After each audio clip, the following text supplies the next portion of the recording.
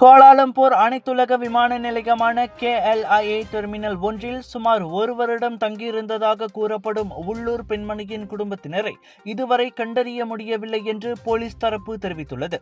அந்த பெண்மணி டிசம்பர் 18ஆம் தேதியன்று கைது செய்யப்பட்டு தற்போது காஜாங் மருத்துவமனையில் சிகிச்சை பெற்று வருகிறார்.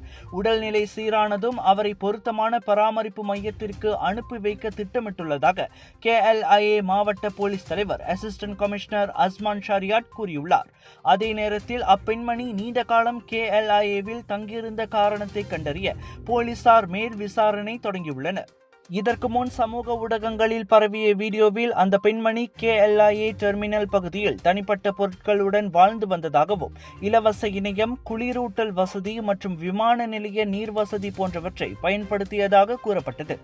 தளபதி திருவிழா வெறும் இசை வெளியீட்டு விழா மற்றும் கலை நிகழ்ச்சி மட்டுமல்ல, ஒரு மாபெரும் ஃபுட் ஃபெஸ்டிவலாகவும் அமைய உள்ளது. KVN புரொடக்ஷன்ஸ் மற்றும் மாலிக் ஸ்ட்ரீம்ஸ் கார்ப்பரேஷன் ஏற்பாட்டில் உலகமே பேசும் வகையில் அமையவிருக்கின்றது இந்த கொண்டாட்டம். இதன் சேல்ஸ் பூத் அரேஞ்ச்மெண்ட் மற்றும் ஃபுட் அண்ட் பெவரேஜஸின் ஆபிஷியல் பார்ட்னர் நிறுவனம் கலர்ஸ் ஆஃப் இந்தியா. இந்த மாபெரும் விழாவிற்கு 80,000 1 லட்சம் வரை மக்கள் புக்கிட் ஜாலியில் ஒன்று கூடவிருக்கின்றனர். இந்த அளவிற்கு பெரிய கூட்டத்திற்கு போதுமான உணவு மற்றும் பானங்கள் தேவை. 90 விழுக்காடு பூத்கள் புக் செய்யப்பட்டுவிட்ட நிலையில் இன்னும் சில வியாபாரிகளுக்கு வாய்ப்பு உள்ளது. இதில் நீங்களும் பங்கு கொள்ள விருப்பமா? இந்த மாபெரும் சரித்திரமிக்க தளபதி திருவிழாவில் கலந்து கொள்ள உடனே அழையுங்கள்.